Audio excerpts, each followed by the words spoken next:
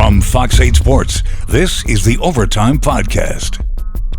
From the Fox 8 studios in New Orleans is the Fox 8 Overtime Podcast. I'm Vasilios. That is Sean Fazende. Remember to like, subscribe, rate, and review. You guys can find us wherever you listen to and watch your podcast. And if you happen to be watching on YouTube, hit the little bell notification button. You get an update every time we upload a new podcast. Sean, happy Wednesday. Happy hump day to you. Happy Wednesday to you. Before we get into the task at hand, I want to go ahead and remind you guys to subscribe to this video. If you're a regular watcher of this content, you watch our videos often, you have not subscribed, please do so. Please like, please share. It helps with the algorithm, and we've gotten a great response over the last couple of weeks, couple of days. Our last one in particular was outstanding. Leave those comments. We try to respond to every single comment below that we can.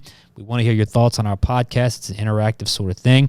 You're not going to always agree with us, and you guys have let us know when you don't agree with us, but we like that. We like to interact, and we're going to give you our thoughts straight back at you, always in a respectful tone. So please do that. So without further ado, let's get into our Wednesday agenda here. All right. So Monday, after we all went home, it was about 10:20-ish at night. We were about to go on for the 10 o'clock sportscast.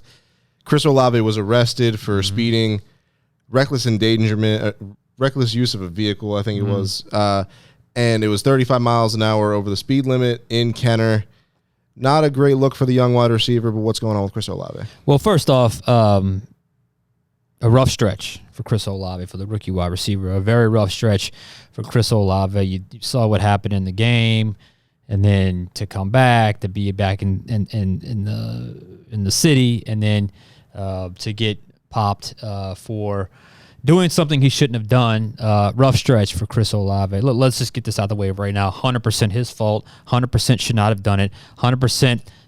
Look, and he got caught for it. I didn't think there was anything or anything from him getting stopped that it was unprofessional or anything. It's 1,000% Chris Olave made the mistake. 1,000% he was held accountable for that mistake. And I'm not going to get into the legal jargon or the legal process, but clearly there is something that turns from speeding into some sort of reckless involvement. And when you reach a certain threshold, it could lead to him going to jail. That's exactly what happened.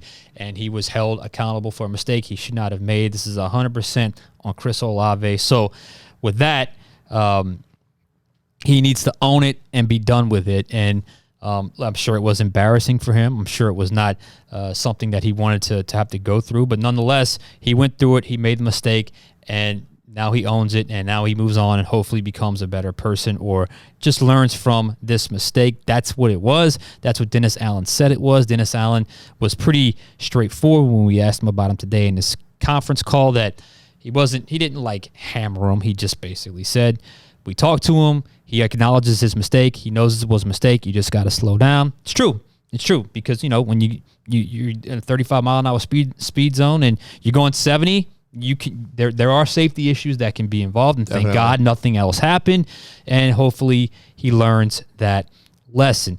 As we mentioned, rough stretch for Chris Olave. They were a couple of weeks ago, they were hinting that perhaps he wasn't putting in quite the effort, and we saw what happened last week. Whether it was his or not his fault, he certainly got called out by quite a few people for a few plays, and then obviously this happens.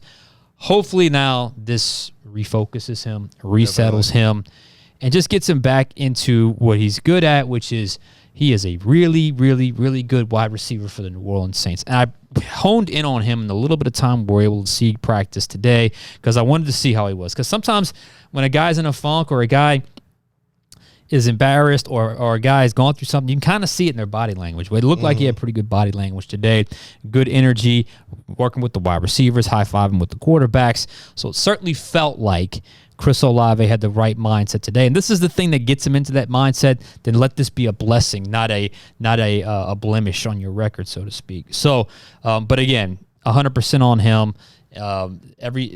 What happened after he was stopped by the cop was supposed to happen. So let's just leave it at that. And sure. I think that's where the team is leaving it right now. And hopefully Chris Olave is able to turn the page and get better from this. All right. So the team was able to benefit from a mini bye, as we call it, going from a Thursday night game to a following Sunday night game. There was a meeting of the minds Was it Monday, I want to say? Looks like it, yeah. Certainly sounds like it. And so, Sean, do you think this team is able to get back on track after having a little bit of a meeting heading into this week against the Colts? Well, look, I guess good on them for having the self-awareness to understand the situation. What happened Thursday night should not have happened, and there were a lot of layers to their fourth loss of the season. But again, there is a problem. So I think they're harping on this idea that identifying the problem is good, but fixing the problem is better, and ultimately what you're going to be judged on. Mm-hmm. So they have to fix the problem, identify it, talk it out, fix the problem. So to me, it's good that they met up. It's good that they had those tough conversations. It's good, hopefully, they've been able to iron out a few things to get things fixed. That's what the mini-bye is for.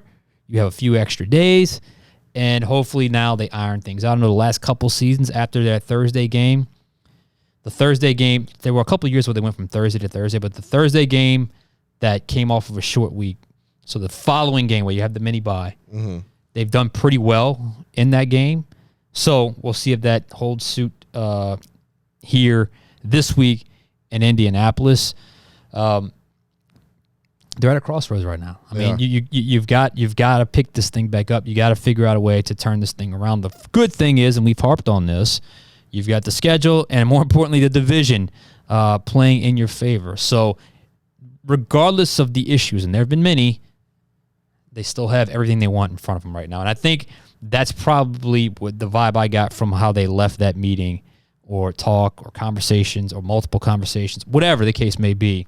Certainly felt like that's where they left it. And there's nothing they can say right now that's going to make you listening or us analyzing feel any better about where they're at. Yep. But because there's always the next week. There's always the next game. Got to show us. Got a tough one Sunday, so they got to show it, and nothing else matters at this point. So you were over at the facility today. How was the energy over there compared to the last couple weeks? Well, first off, good, and here's why.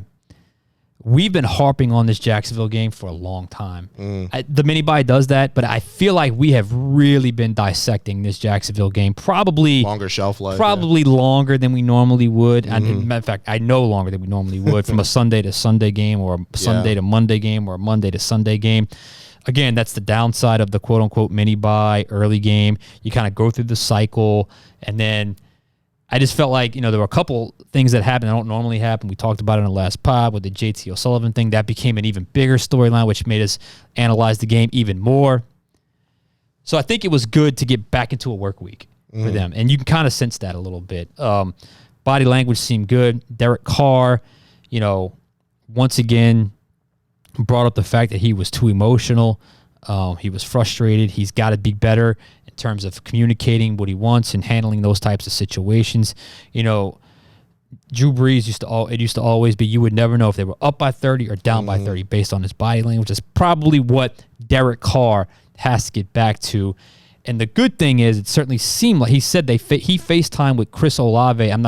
I'm guessing this was right after the game where guys went out of town or whatever for the mini-bye for like 20 minutes. They say they're in a great place. They're in a good place. So we have no choice but to take them at their word. None of it's going to matter if it doesn't lead to offensive results on the football field. But sure. I hinted at this last week, and I said it a few minutes ago.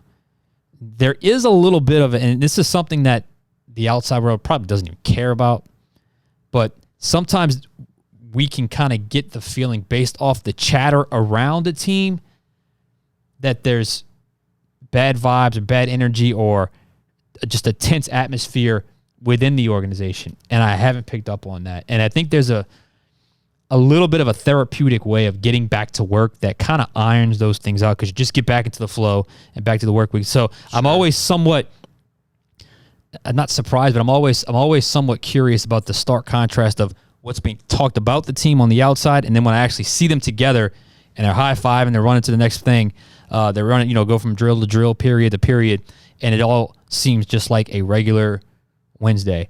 Take that for what it's worth. It probably makes no one feel any better, but I do think, I guess someone that's kind of, you and I are kind of in the middle. Yeah. You think the outside, animosity, the outside negativity could somehow, you would kind of see it on the inside. Like, how could the players not How could that not bother them or weigh them down?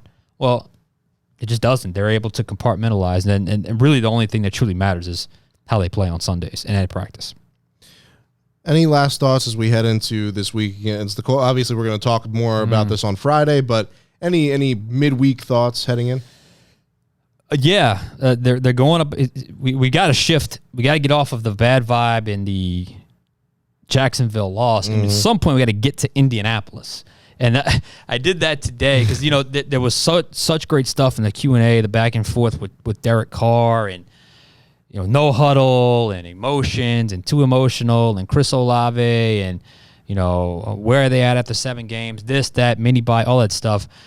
One of the last questions, I had to jump in because I'm like, okay, what about this game coming up? Like, I'm always the guy that has to bring up because we do the game plan show. Yeah. It's a matchup show. So I got to ask you about the opponent, but it was the storylines around the Saints were so much bigger than who their next opponent was. But at some point, I had to veer the conversation there. And of course, Derek Carr gave me a phenomenal answer like he always does when I ask about an opponent's defense. But the truth of the matter is this, and we're going to get more into it on Friday. The Saints can absolutely win this game.